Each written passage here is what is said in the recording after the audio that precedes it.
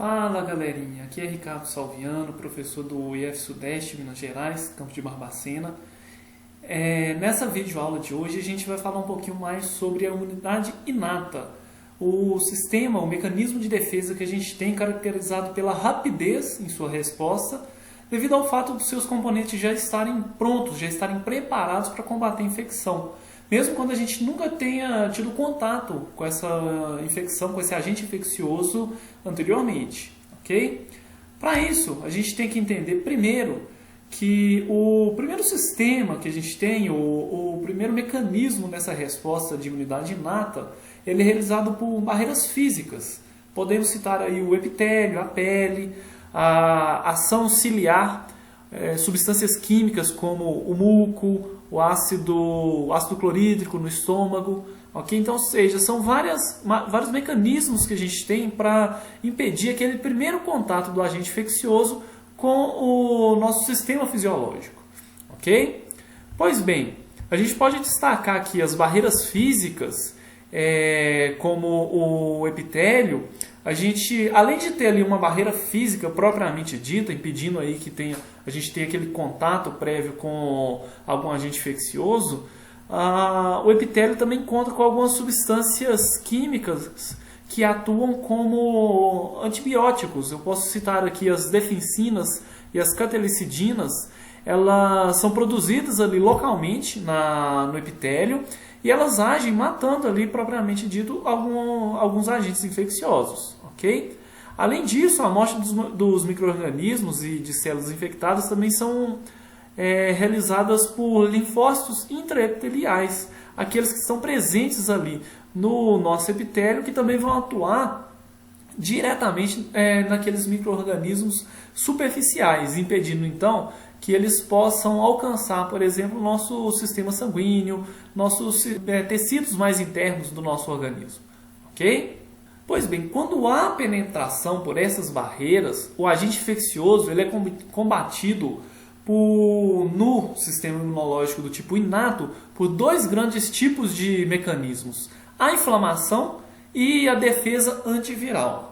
A gente vai falar um pouco desses dois mecanismos nas próximas videoaulas, mas primeiro a gente deve entender como que ocorre a interação das células do nosso sistema imunológico com os agentes infecciosos.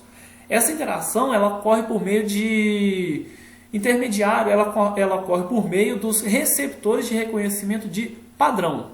Ou seja, são receptores que eu já havia falado com vocês na aula passada, que vão reconhecer substâncias que são conservadas nos agentes infecciosos.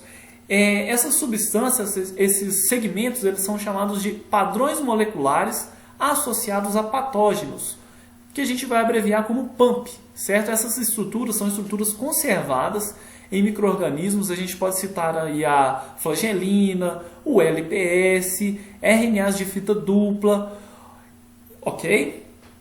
Então, a ligação do micro-organismo pelos receptores de reconhecimentos de padrão vão desencadear várias respostas no sistema imunológico inato, dentre eles, por exemplo, a fagocitose, a síntese de citocinas, que vão estimular aí várias respostas, ok? O que é interessante a gente destacar? Que essa interação com estes receptores ela pode acontecer de duas maneiras. Os receptores de padrões, de reconhecimento de padrões, eles podem estar localizados aderidos na célula, como um receptor normalmente que a gente conhece, ok? Então, esse receptor aqui associado à célula, ele vai reconhecer o PAMP presente nos patógenos e esse reconhecimento vai desencadear aí uma sinalização interna a essa célula que vai desencadear um mecanismo de defesa para determinado tipo celular, ok?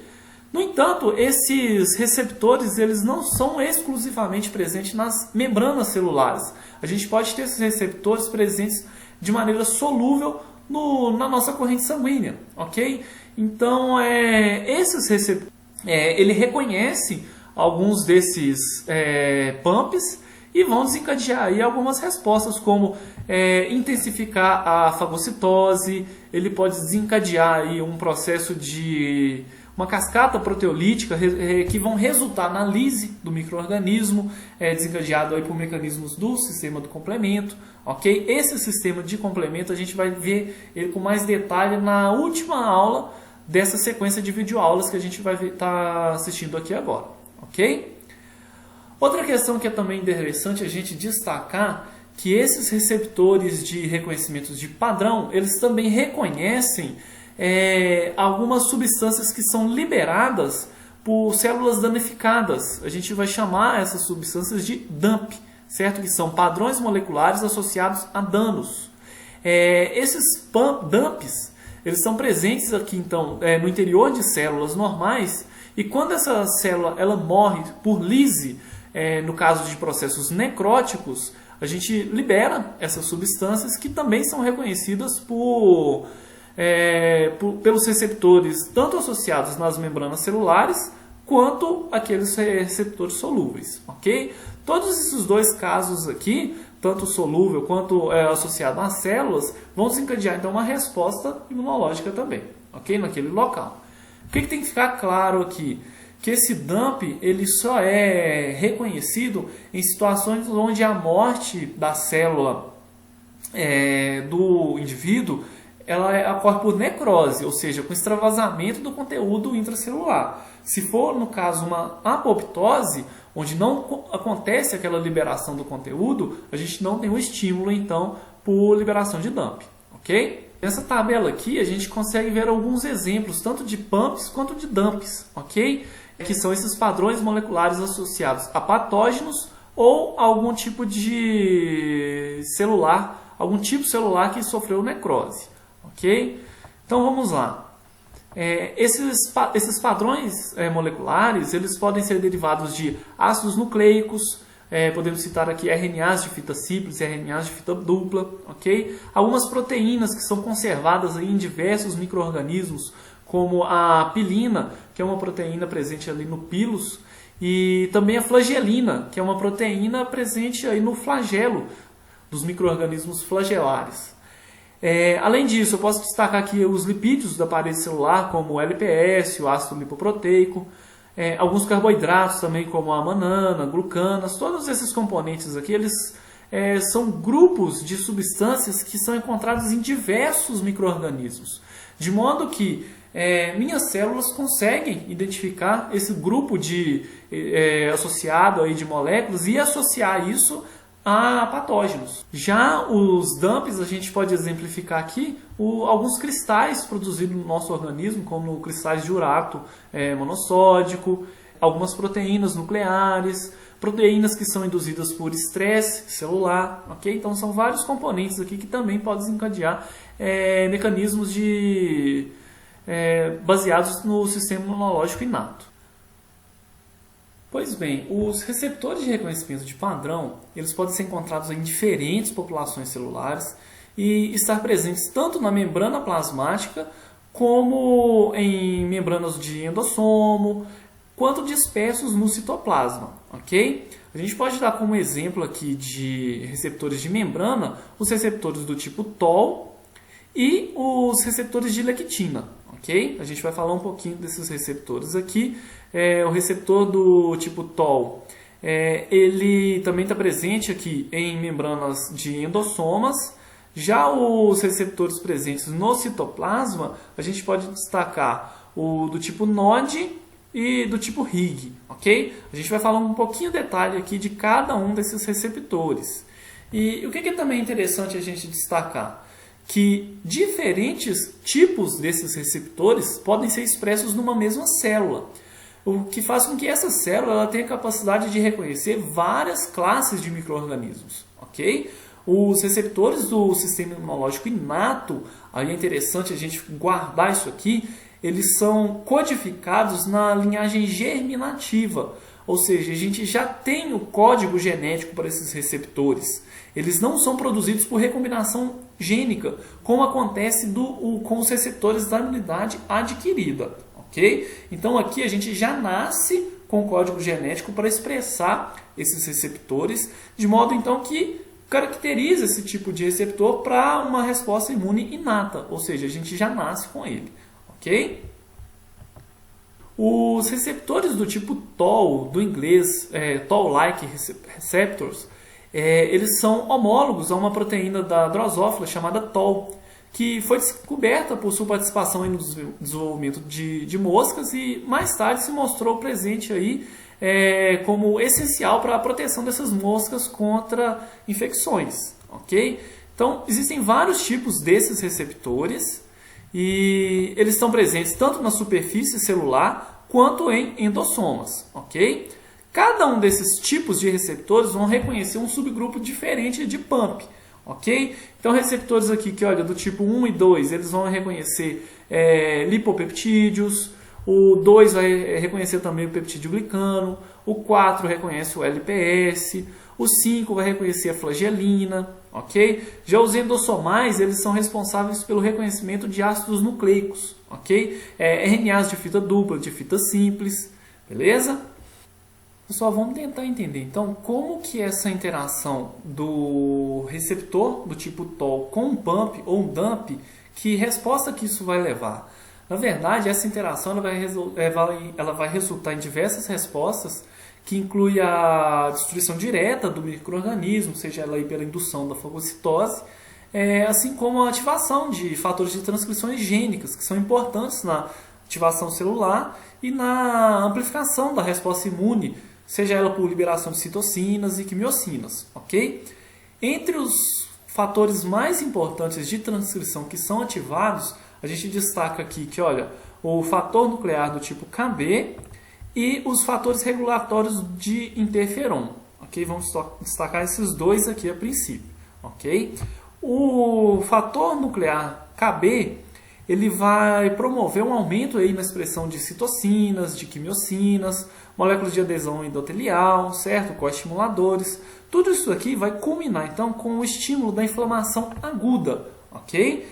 As citocinas, pessoal, elas são um grande grupo heterogêneo aí de proteínas solúveis que são produzidos por diferentes células que mediam e regulam aí processos tanto da imunidade inata quanto adquirida, ok? Então a gente pode exemplificar aí como a ação das citocinas no endotélio. Elas promovem a contração celular, algumas citocinas induzem a produção de outras citocinas, ok? No macrófago, por exemplo, a citocina ela pode promover a ativação celular, amplificar o processo de fagocitose, amplificar o processo de morte celular pelas células fagocíticas.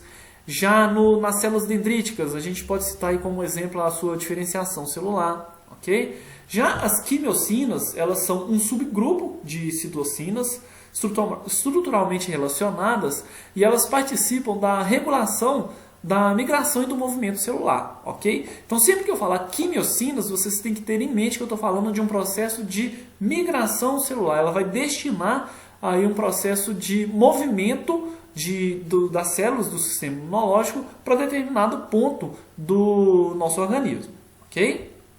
Já os fatores regulatórios de interferon, eles vão estimular a produção de citocinas antivirais, ok? Com a produção de interferons do tipo 1, o interferon alfa e o interferon beta, ok? Essa produção dessas citocinas aqui vão levar a um estado que a gente chama de estado antiviral. Okay? Então, esses dois mecanismos aqui vão desencadear respostas inatas distintas. Eu tenho mecanismos que vão estimular a inflamação e outros que vão estimular o estado antiviral. A inflamação ela consiste no processo de recrutamento de um conjunto de células, incluindo macrófagos, neutrófilos, células dendríticas e componentes moleculares, como proteínas do complemento, além de citocinas e quimiocinas, para destruição de micro-organismos ali num determinado tecido, ok?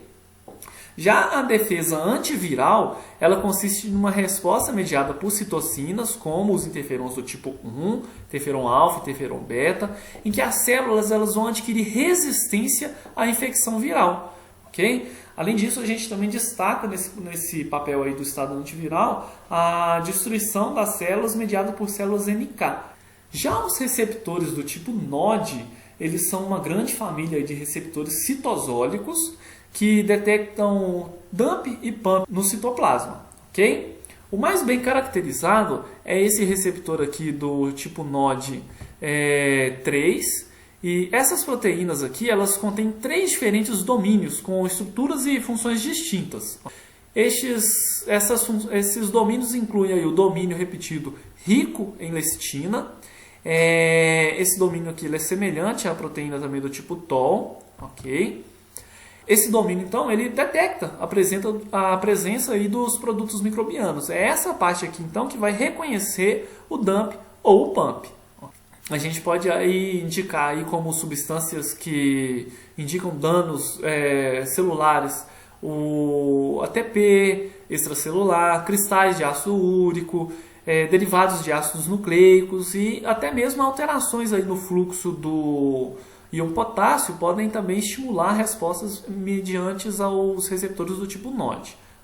Esse receptor ele também tem outro domínio aqui que fica na metade dele aqui, que permite que os receptores do tipo NOD eles se liguem um ao outro para formar oligômeros. E também a gente tem aqui um domínio, o domínio efetor, que recruta outras proteínas para formar o complexo de sinalização, ok? Vamos destacar aqui como é que isso aqui funciona. Após o reconhecimento dos PUMPs e dos DUMPs, várias múltiplas proteínas do receptor do tipo NOD, ele vai se oligomerizar. Aqui nessa figurinha aqui está aparecendo só 2, mas a gente tem que ter em mente que podem ser várias, ok? Elas vão formar um oligômero mediante a ligação àquele domínio adaptador, ok? Esses adaptadores eles se ligam a uma forma inativa, aqui na parte efetora, de uma enzima chamada de caspase 1. A caspase, pessoal, as caspases elas são proteases que clivam substratos proteicos no resíduo de aspartato. E não sei se vocês vão lembrar, várias caspases elas participam em uma forma de morte celular chamada de apoptose, ok?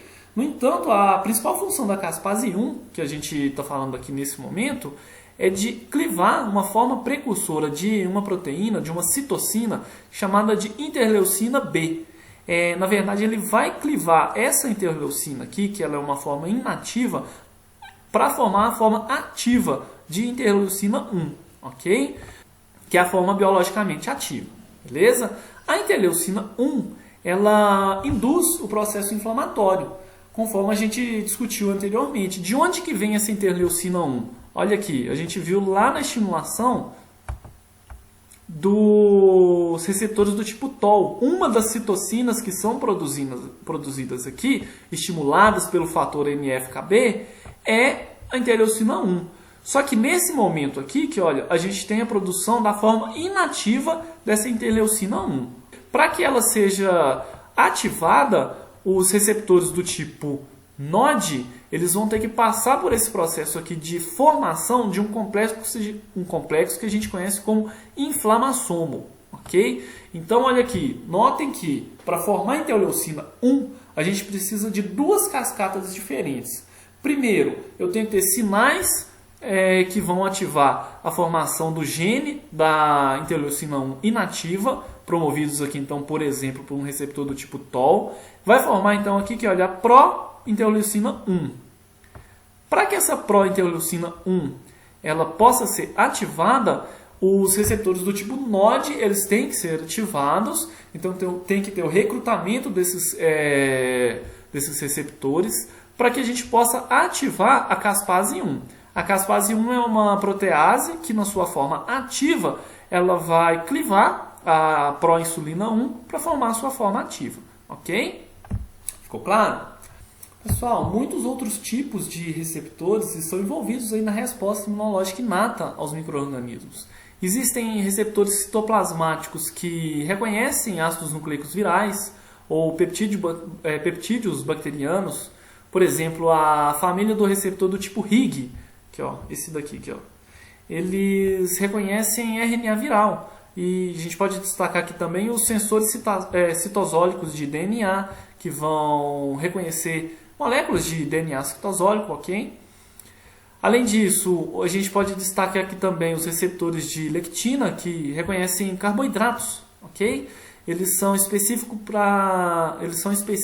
para glicanos fúngicos, Além disso, eles também podem reconhecer resíduos de manose terminal, que estão envolvidos aí na fagocitose de fungos e bactérias e em respostas inflamatórias a esses patógenos. Ok? Pois bem, resumindo, a gente viu até agora alguns tipos de receptores de reconhecimento de PAMP, ok? A gente viu os receptores do tipo TOL, a gente viu os receptores do tipo NOD, o RIG e o CDS são receptores que vão reconhecer ácidos nucleicos no citoplasma. Já para reconhecer os ácidos nucleicos presentes em endossomas, a gente também tem aqui o papel dos receptores do tipo TOL, ok? No mais, até o momento a gente vai ficar por aqui com esses receptores. Na próxima videoaula a gente vai falar um pouquinho então do estado antiviral e também de inflamação, ok? No mais, deixo aquele abraço e espero vocês na próxima videoaula.